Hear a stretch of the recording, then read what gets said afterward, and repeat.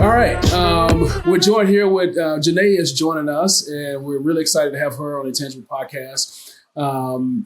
Before we get into, the story of Janee, we want to talk a little bit about her highlights and who she is. And she's go all the way back to high school, a multi-sport athlete, women's volleyball, basketball, softball, and she's also was a track star.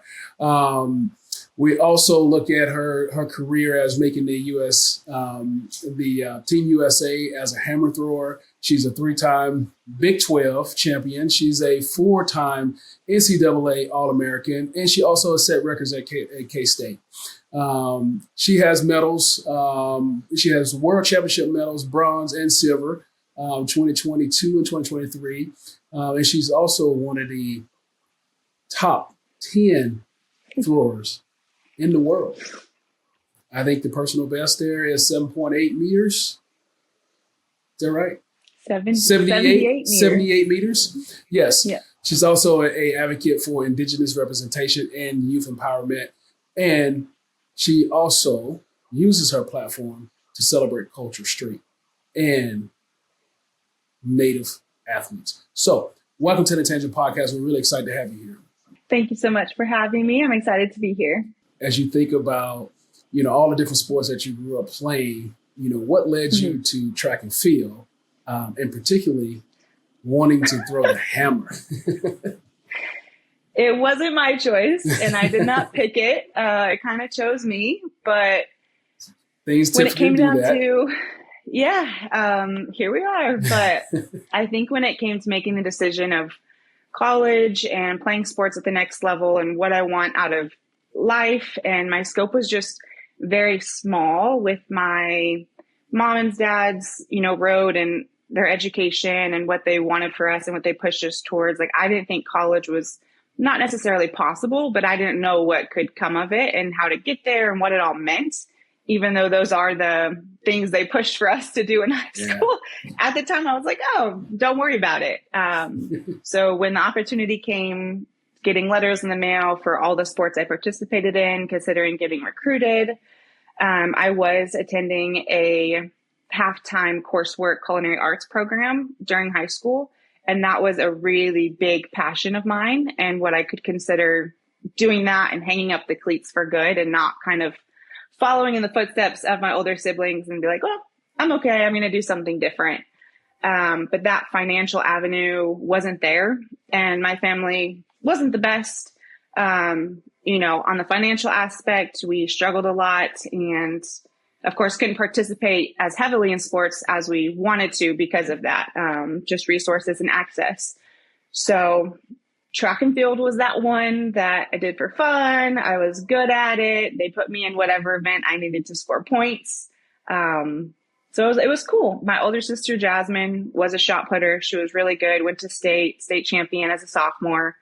And I was like, well, that's cool. Good for you. Yay. But when I did it, we didn't have coaches that were event specific in the throws. We just went out there, skipped the warm up lap, threw for 30 minutes, went home. That was our high school practices. Yeah, I can relate to that. Yes. And so I had okay marks through high school. I went to state every year in the shot and the disc. I tried to take it more seriously at practice, and we did get a coach like my senior year, but still nothing amazing. When Johnson County Community College, I found out they had like a world-renowned chef apprenticeship program. I reached out to their coach. My sister helped me write up this email because she was familiar with the recruiting process. And he's like, oh yeah, we'll have you on a visit. I think you'd be really great. Went on the visit, was like, yep, you'll pay for everything, sign on the dotted line, show up to practice the first day. And he's like, so you're going to throw a hammer, right? And I said, hammer, like Principal Trenchbull hammer? I'm a little scared, but okay, we'll try it. So I threw the shot, the disc, the hammer, and then for indoor season, the weight throw. And I got second throwing the weight throw for the first time indoors. And then I actually won the hammer first year outdoors. And I was like, well, this is cool. This is fun.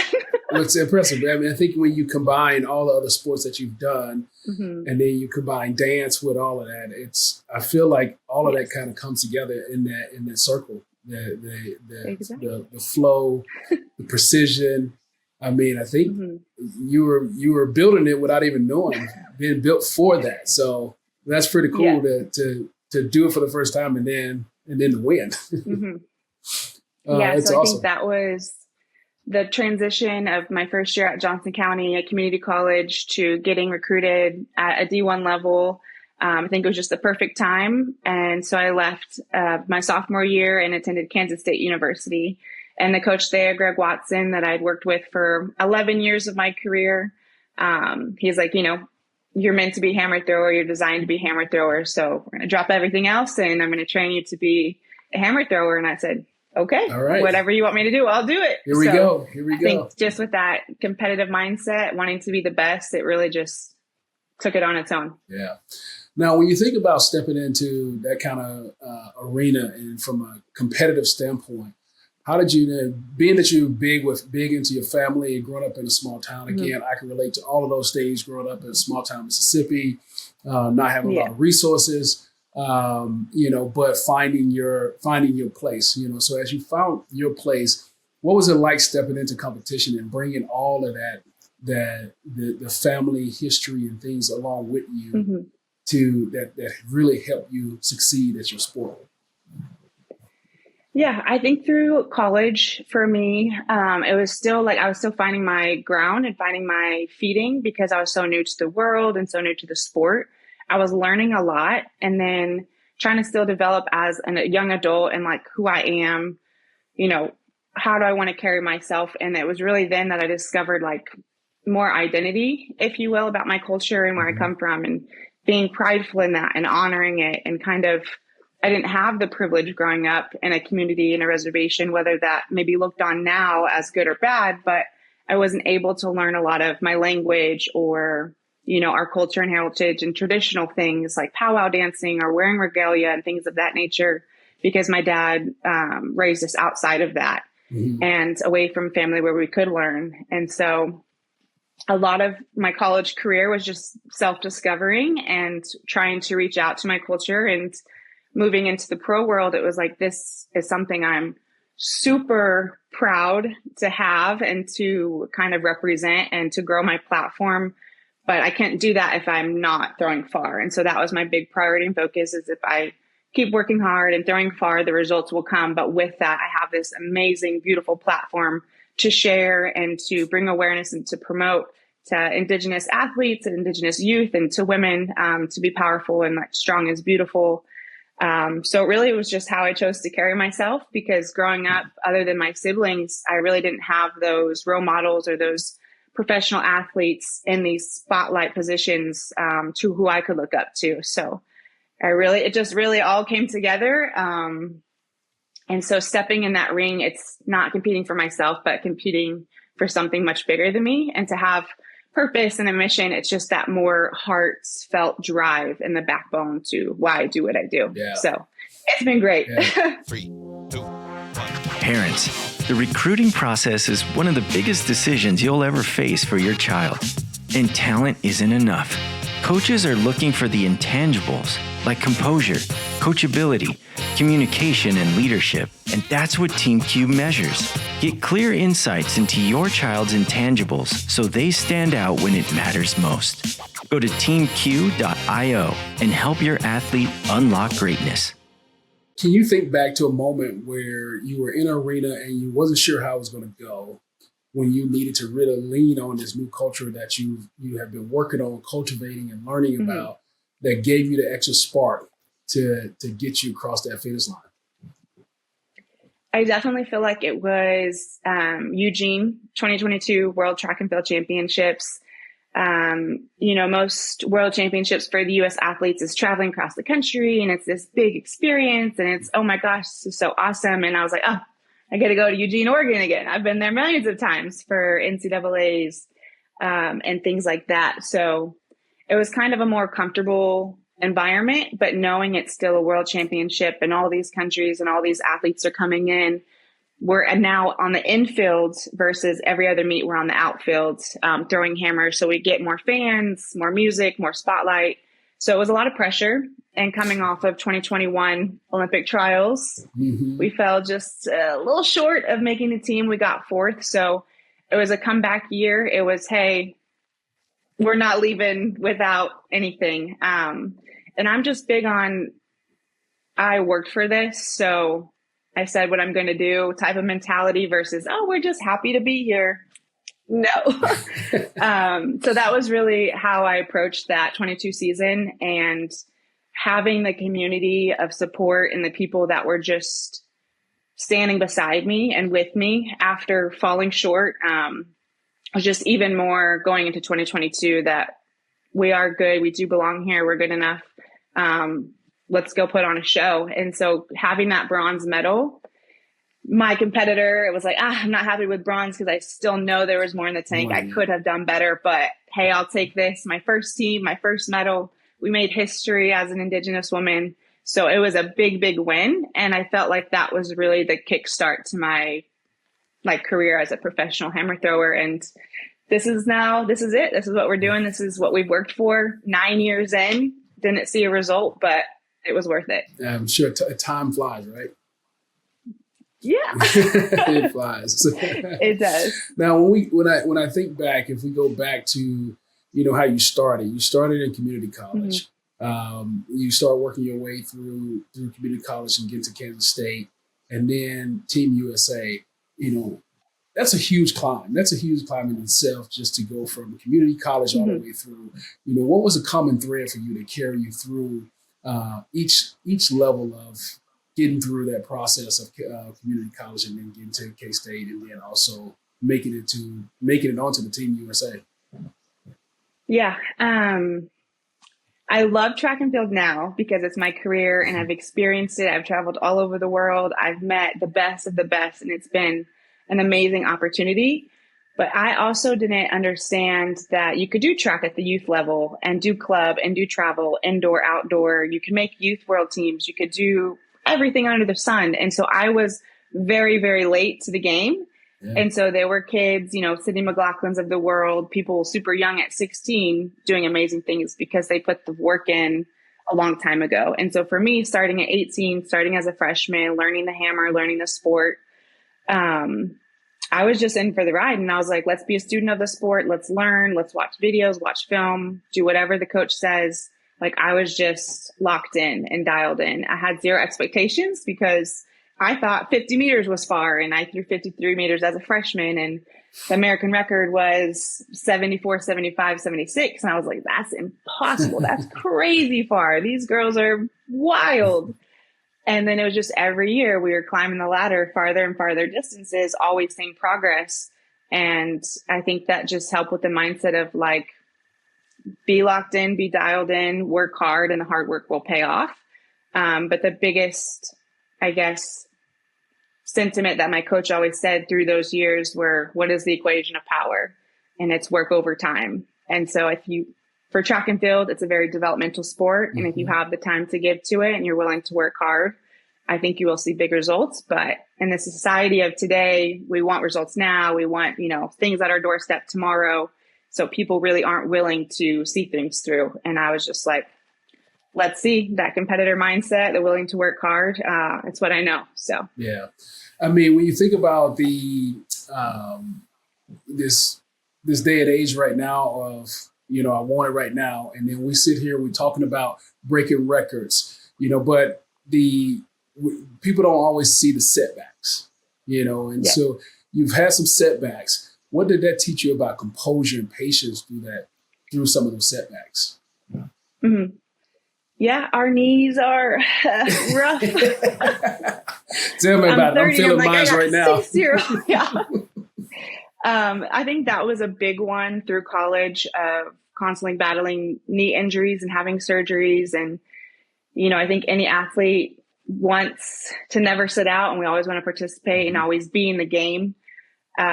So that was hard. I feel like if I didn't have surgeries and I had more time to train, I may have progressed faster in college and through further, but even the results I did have, because I was diligent on wanting to coming back stronger, I didn't have a lot of time to develop and be in the ring and throw. My experience was little, my time competing was little, so I was just playing catch up to everyone else with those surgeries. But again, just it's a part of it. I think everyone as an athlete experiences injury. They experience taking time off or change. And I think just knowing that it's a part of the journey, knowing that you're going to be back stronger and having the support system, family, friends, athletic trainers, coaches that are there for you, you're going to come back.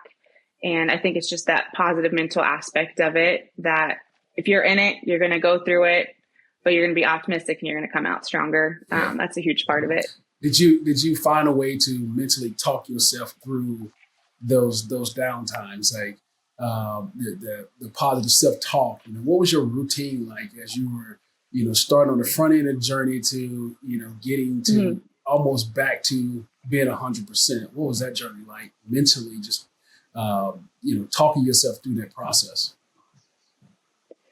Yeah, I think at the times through college, it was always 3-month periods of recovering. And so if it was right after outdoor season was, hey, we got to get in and get the surgery done, then it's through the summer and it's hot as heck here in Manhattan, Kansas, or I'd be taking a summer course and I'd be on campus with crutches, or I'd have to get to and from the athletic training room to my classes. And I'm like, and it's just me on campus. Yeah. No other track and field athletes are like, peace out. When school's over, we're done.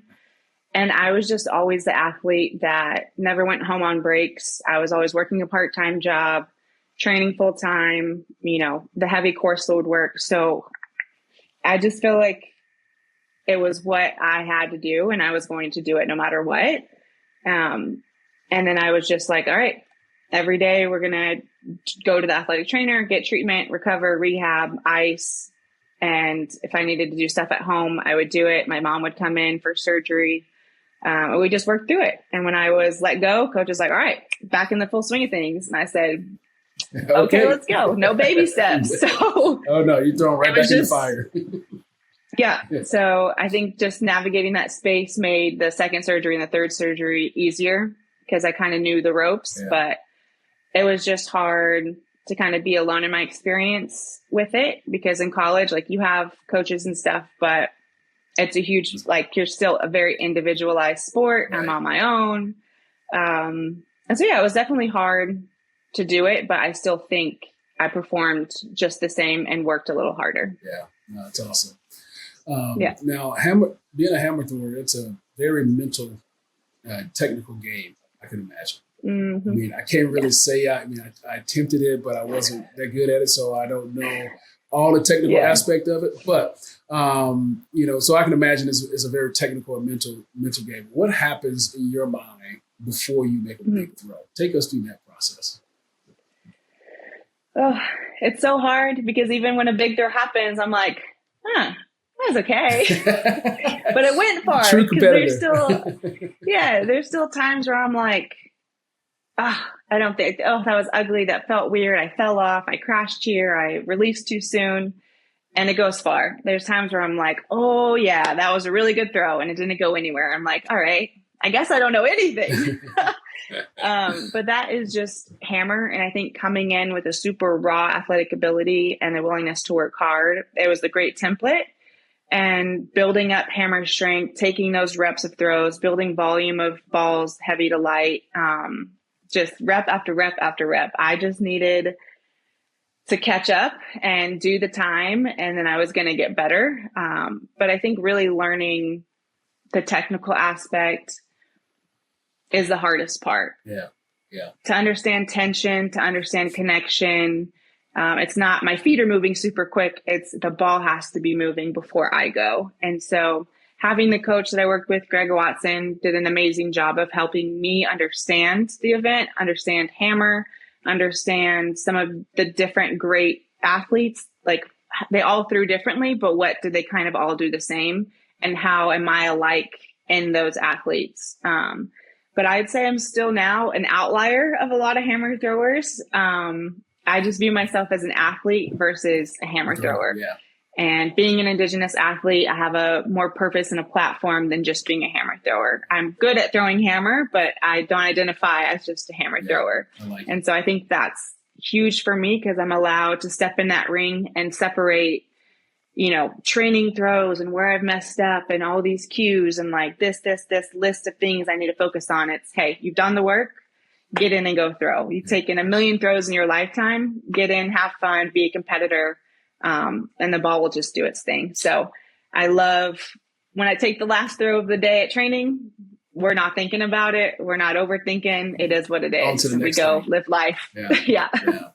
Now, when you just list off all these things that you're thinking about, when you do have a foul or a miss attempt, how do you reset your mind so that you don't go through? Because I can imagine, like when I go play golf, when I have a bad shot, the first thing I'm thinking about, I got to turn my hands over. Okay, I got to do this. Okay, I got to do that. How do you reset yourself so that you can get back to just letting it fly?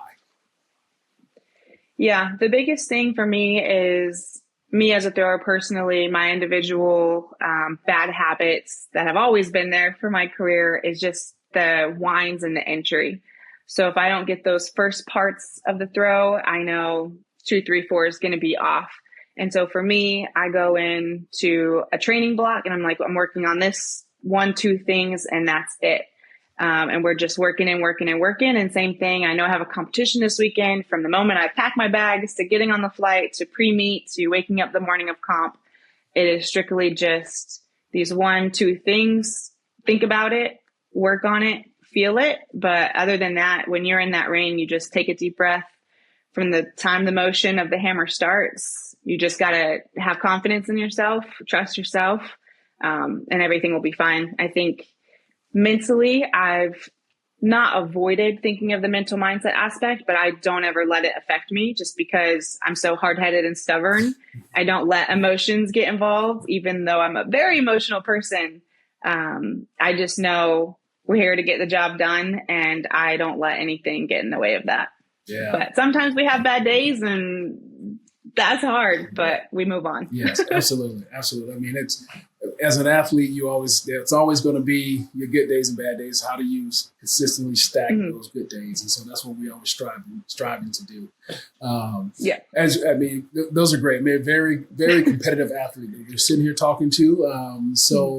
We're going to take a little breather, take a little break and kind of ratchet down a little bit, but it's going to be this is what I call my 2 minute. It's going to be some quick rapid fire questions. No overthinking. All right. So I think I'm talking to the right person who doesn't overthink. So, all right, you ready for these? Yeah. All right. Give me your favorite meet atmosphere. My best one, World Championships. World Championships. So I would say Budapest in 2023, silver medal. All right. Great atmosphere. Yeah. Okay. Yes. It was packed, lights, everything. Your biggest pump, your favorite pump-up song before a meet? That is Stadium Powwow, Hallucination. All right. So it gets the blood flowing and the tears ready to go. All right. Most underrated part about being a hammer thrower? We are athletes too. Trust me, you guys are definitely athletes.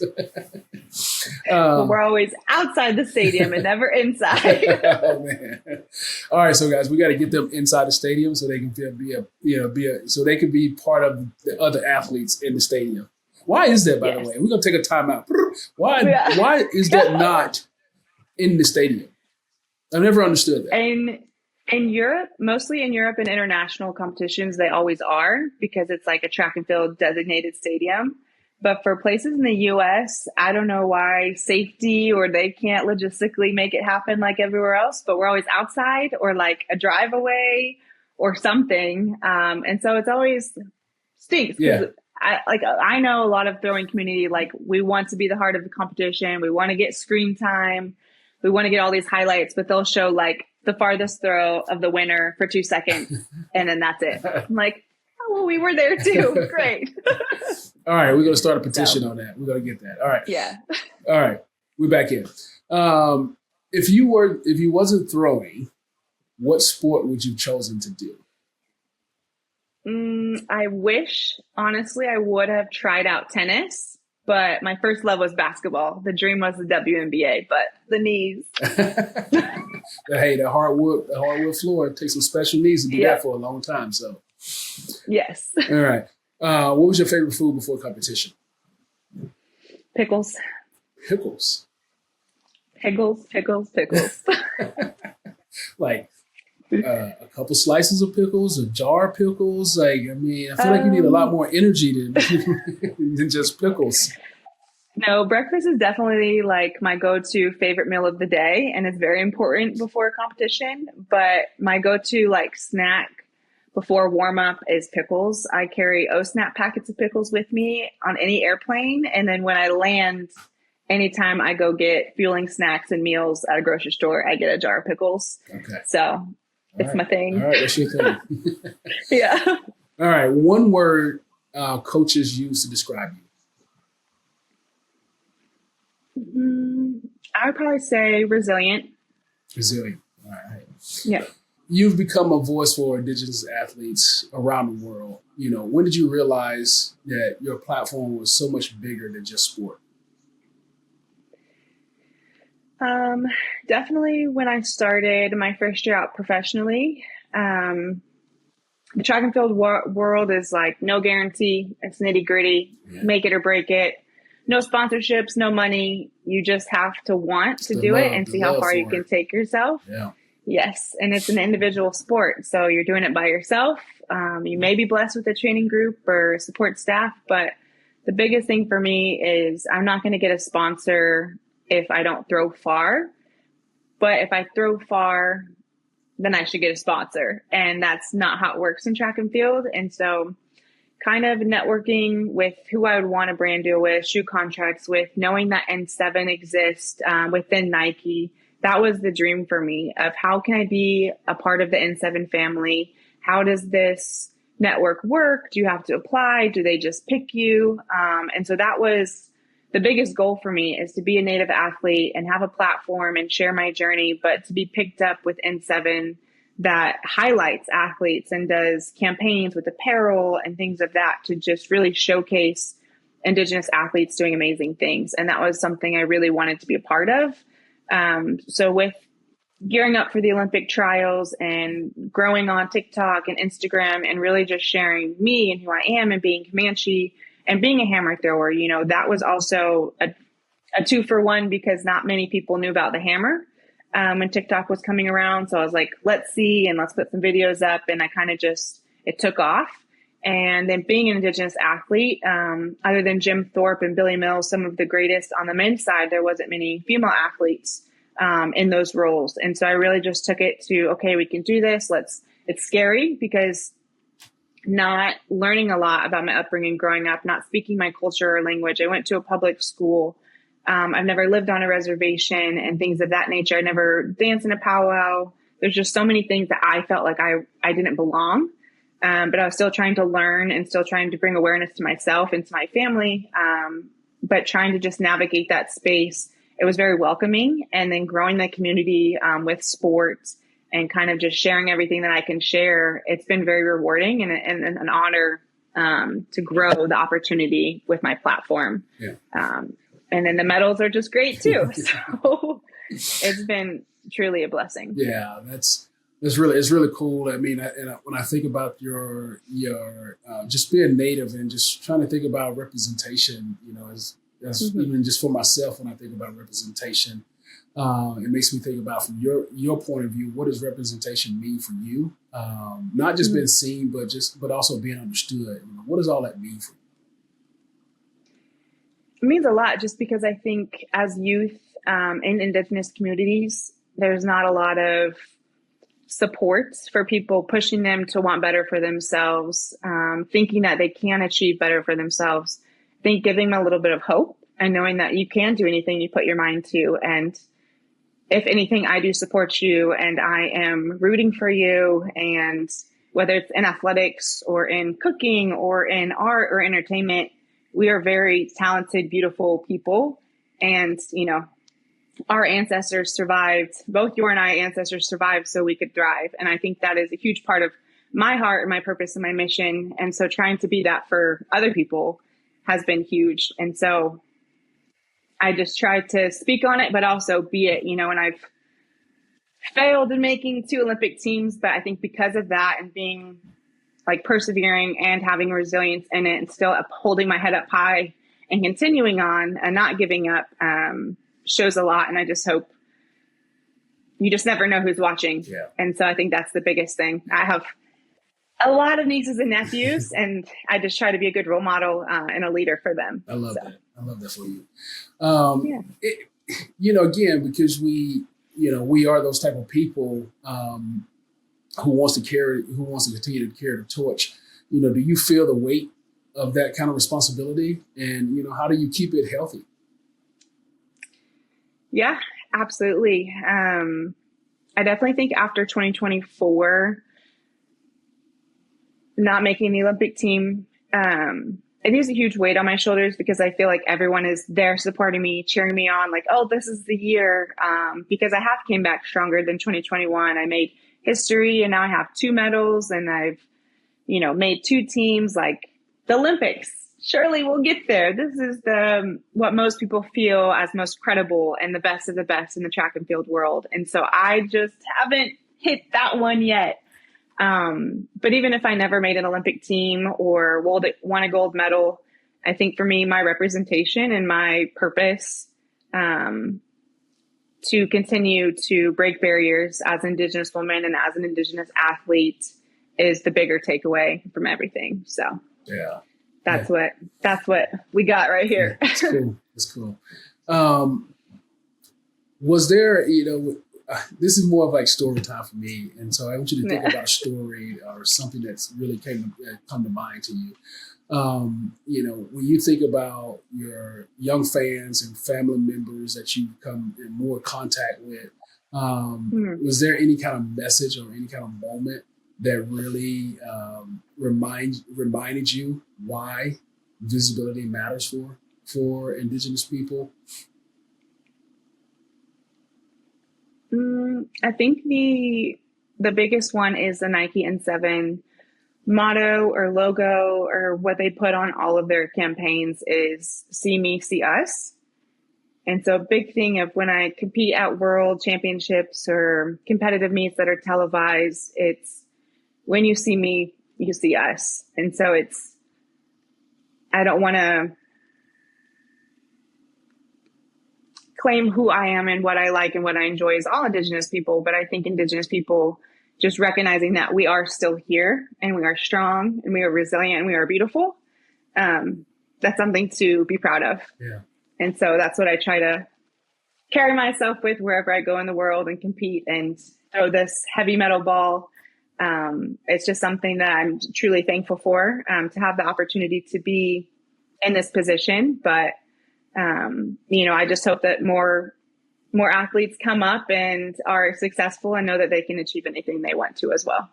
Well, that's why we're here. Talk about these things, share these stories and these different intangibles that makes us who we are so that others can keep being inspired to really do big things. So I'm really happy that you're opening up, sharing your story. Now, as I think about the mindset and you think about your future and where you're headed, when you, when I look at, I think I know the answer to this because I think I've heard you enough now to know what this honor may be, but you've accomplished a lot. You've already, from medals to history, your legacy. I mean, what is that thing that really still keeps you hungry? I feel like if I say it's not gonna. No, we gotta get it out there. We manifesting. Remember, we manifesting. Yeah. People ask me all the time, how much more time do I have to the sport? What does my future look like? And I think right now the mentality is day by day and year by year. But of course, I would love to compete on, our land in Los Angeles, California in 2028. And to be there wearing USA across my chest and to hopefully, make it to the podium, just representing Native people and Comanche Nation. I think that would be a huge win. But we'll see. We'll see how the next couple of years go. Well, you walk right into my next question is, what is that mental preparation that you're taking in and day out to get you ready for that? Yeah, it's just falling in love with the sport again. I think after every season, it's always a great time to kind of bring yourself back to ground zero, reset, refocus, and rebuild. And going into the 2024 year, I was way more experienced. I had way more competitions under my belt. I was now one of the best hammer throwers in the world. It was on paper, which is still always hard to believe from time to time.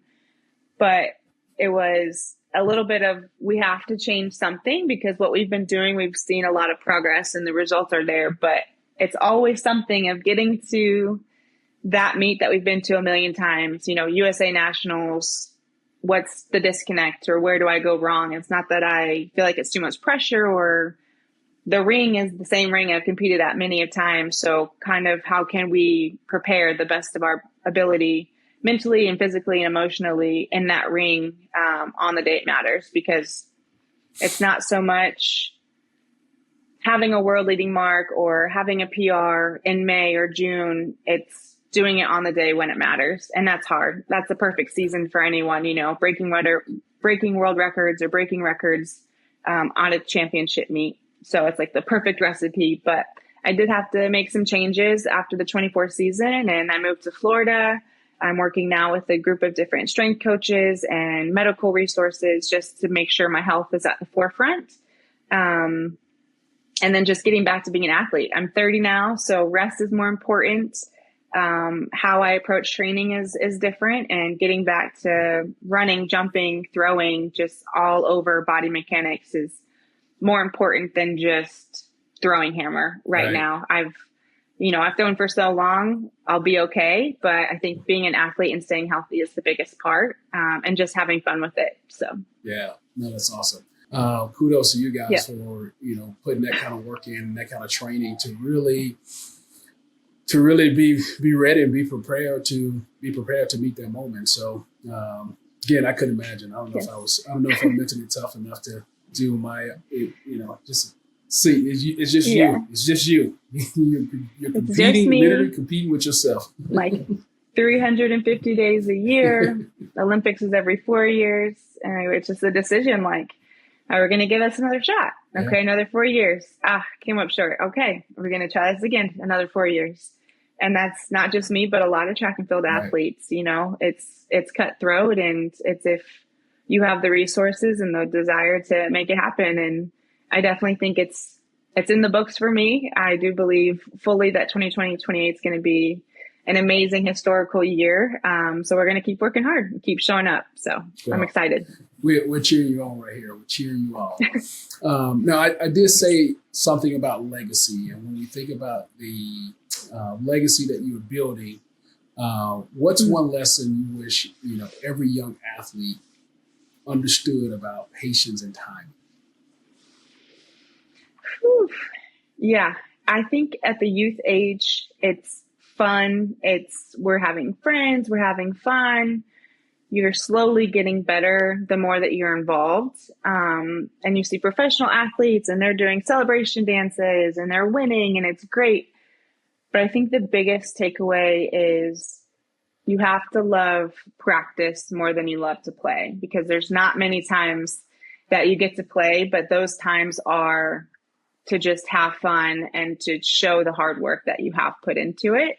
And through the college years, I was still developing. I was new to hammer, new to the sport.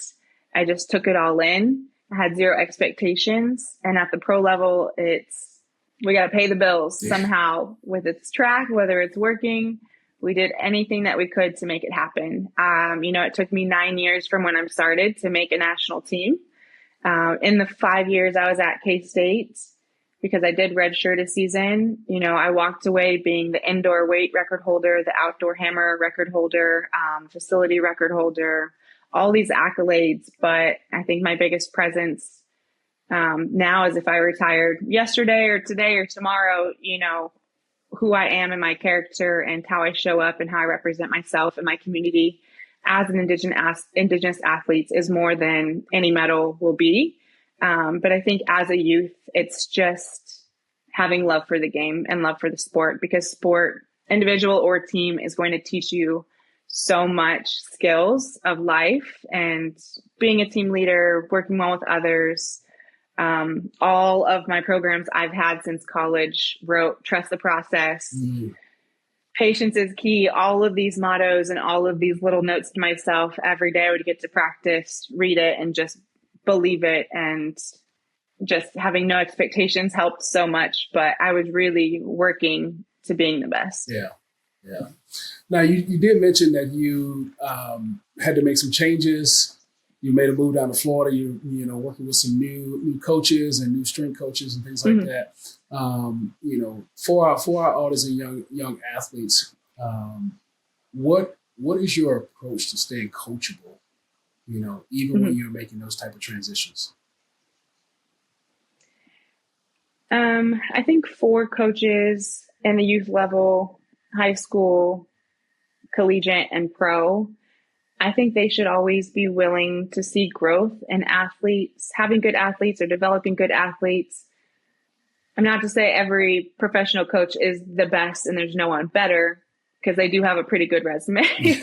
But I think just like an athlete, there's maybe things that people still may not know or be the best at or knowledgeable of, and willing to hand them off to the next best. Like they've prepared them the best they could, and they still have room to grow maybe elsewhere if it's not with them. And I think for me, that was the biggest thing, because I would say, I don't know, felt too comfortable and so safe with the coach that I had worked with forever, because I trusted him and I grew to be so much closer to him than a coach. Like I grew so much as a woman through college and into my professional career. You know, he was like a second father figure to me and knew about me and my family and my journey and being close with my culture. Just so much growth between us as an athlete and as a person.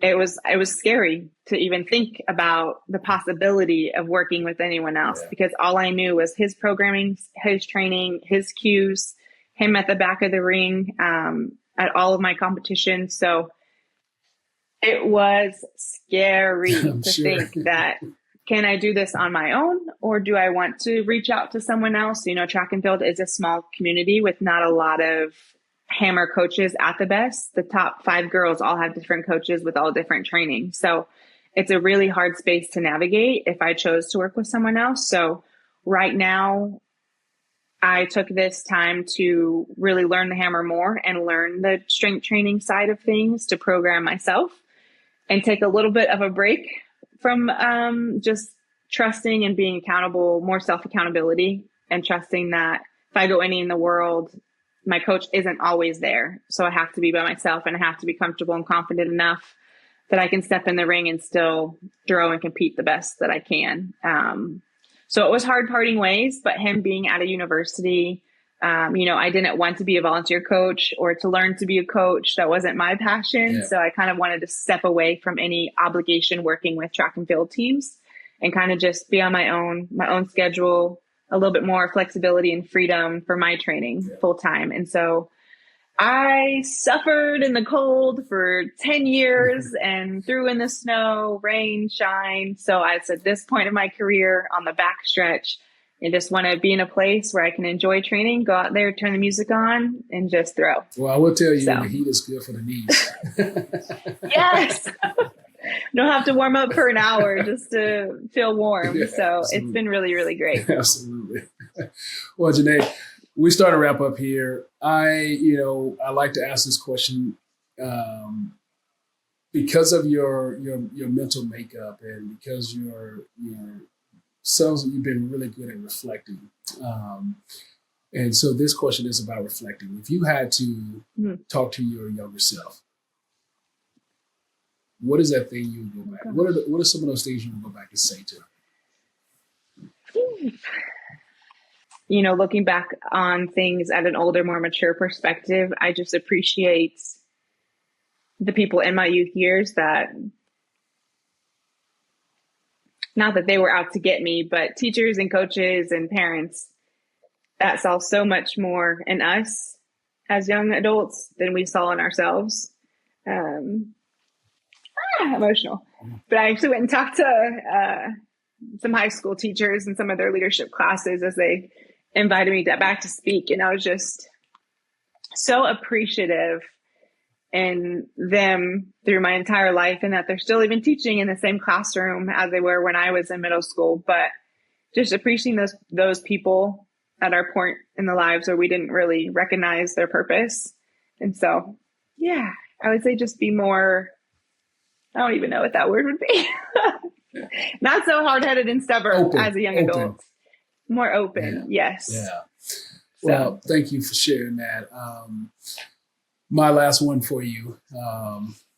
And thank you for letting your raw emotions come out about it, because, and I think that's one of the things that I like about that question. It's because there's a lot of work that goes into getting where you are, and we as athletes have a hard time of looking back and reflecting. And so being able to reflect, it also continues to help set us up for success, because we can honor what we've done and look at that so that we can then continue to do it because of the work that we put in. So thank you for having some, going deep into that. So I'm going to appreciate that. My last question for you. You ready for it? Yeah. All right. When you think about your career, you think about the work that you've put in, the ups and downs, what are those intangibles, or a couple intangibles that really has made you who you is today?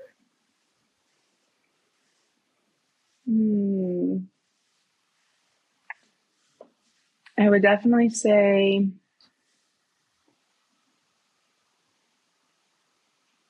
just power, resiliency and confidence. Those are good ones. I think a lot of my journey has shown all of the ups and downs and the good and the bads, but trying to carry myself in the best way possible, even in my lowest moments, just to shine light on the reality of sports, and winning and losing, and even the best of the best have bad days, but doesn't mean they're any less than. And so I think that's a huge one, and something I always repeat to myself when I step in the ring in major competitions is powerful, strong, resilient, and confident. I love it. And you can feel it, and you can see it in all the words, in the words that you speak. And so, Janee, your story is not just about throwing. It's also about carrying your history forward. It's also showing what belief looks like in motion. So continue your work. We're going to be cheering you on. We really appreciate you joining us on the Intangible Podcast. This has been amazing to hear your story. I appreciate it so much. I'm so glad I could come and chat with you. So it's been great, Chris. Absolutely. Thank you so much.